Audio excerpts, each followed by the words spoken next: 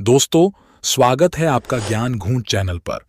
आज हम बहुत ही सुंदर विषय पर बात करने वाले हैं, जिसका नाम है मीडिया। अब आप सोच रहे होंगे गोदी मीडिया या सोशल मीडिया, तो बिल्कुल सही सोच रहे हो दोनों के बारे में। मैं आपको मीडिया का इतिहास बताकर बोर नहीं करने वाला हूं, सीधे मुद्दे पर आते हैं। दोस्तों, आप सभी जानते हैं कि देश में कितनी महंगाई बढ़ गई है और साथ ही बेरोजगारी भी। ये शायद आपको एहसास नहीं हो रहा होगा, क्योंकि गोदी मीडिया आपको एहसास ही नहीं होने देती। दोस्तों, कोई भी इंसान बचपन से अंधभक्त पैदा नहीं होता। सरकार के चाटुकार और गोदी मीडिया मिलकर उसे अंधभक्त बनने पर मजबूर कर देते हैं। मैं बेरोजगार आदमी हूँ। मेरे को चिंता नहीं है। आलू टमाटर 150 रुपए किलो हो जाए बेशक। मोदी मोदी मोदी। अगर आपको मेरी बातें पसंद आ रही हैं तो लाइक करते हुए आगे बढ़ते हैं। दोस्तों, इस बात को हम अच्छी तरह से जानते हैं कि मीडिया का काम आम जनता के सवालों को सरकार से पूछना है, ना कि सत्ता में बैठी सरकार की नाकामयाबियों पर पर्दा डालना। अगर मीडिया ही सरकार से सवाल नहीं पूछेगी, तो सत्ता में बैठी सरकार आम जनता का शोषण करने लगेगी। और जनता का शोषण हो भी रहा है, क्योंकि मीडिया ने सत्ता में बैठी सरकार से बेरोजगारी, भुखमरी, रोजगार जैसे मुद्दे पर सवाल पूछना बंद कर दिया है। देखिए, अगर इस वक्त बीजेपी की सरकार देश में ना होती और भारतीय जनता पार्टी के प्रधानमंत्री ना होते, किसी दूसरी पार्टी के प्रधानमंत्री होते और चुनाव होने वाले होते, या यूपी में बीजेपी की सरकार ना होती और कोई और मुख्यमंत्री होता, तो आज अमीश देवगन जी आप जो डिबेट कर रहे होते वो ये होता कि पेट्रोल 100 के पार, डीजल इतना महंगा, 800 रुपए की गैस, इतने लोग शराब से मर गए, अवैध शराब, गंदी शराब बन रही है। इस वक्त आपकी जो डिबेट का मुद्दा था वो ये होता कि कैसे जमीनों में, मंदिर की जमीनों में घोटाला।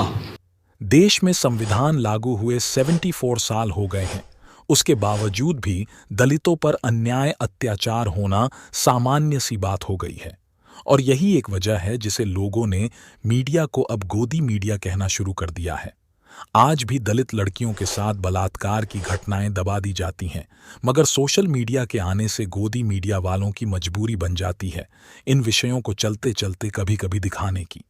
पूछता है भारत, हल्ला बोल, आर पार, गोदी मीडिया अपने चैनल पर ऐसे शो चलाते हैं जिनके नाम सुनने पर लगता है राष्ट्रवादी हो, मगर राष्ट्रवाद के नाम पर सिर्फ और सिर्फ सत्ताधारी सरकार की चाटुकारिता करने से नहीं थकते।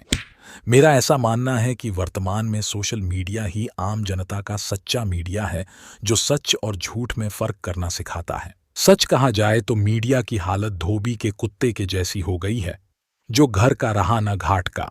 सही पकड़े हैं। क्योंकि विपक्ष ने भी कुछ मीडिया के चाटुकारों की सूची में उनको सरकार के चाटुकार ही घोषित कर दिया है। यह हकीकत है कि सत्ता में आने के लिए कोई भी पार्टी अपने मैनिफेस्टो में जनता को लुभाने के लिए उनसे वादे करती है।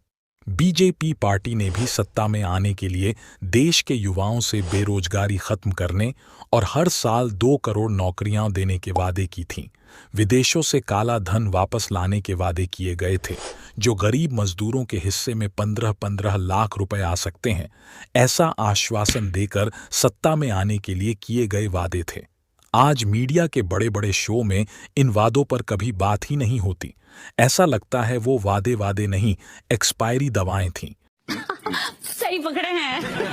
जिसकी अब कोई जरूरत नहीं रह गई। अच्छा, दवाइयों से याद आया, जो किसान जिंदगी भर मेहनत करता है और देश की अर्थव्यवस्था को मजबूत बनाने में अपना योगदान देता है, मगर जब वह किसी घातक बीमारी से पीड़ित हो जाता है, तो ना तो वह और ना ही उसका परिवार इतनी पूंजी इकट्ठी कर पाता है जो उसकी दवा और दवाखानों का खर्चा उठा सके। क्योंकि आज भी किसानों को उनकी फसल का सही दाम नहीं मिल पाता है, जो मीडिया अपने शो में इन बातों पर कभी बहस ही नहीं करती। सॉरी, गोदी मीडिया। दोस्तों, और भी बहुत सारी शिकायतें हैं। गोदी मीडिया से आपको क्या क्या शिकायतें हैं, कमेंट सेक्शन में जरूर बताइएगा। रखिए, थोड़ी मर्यादा रखिए।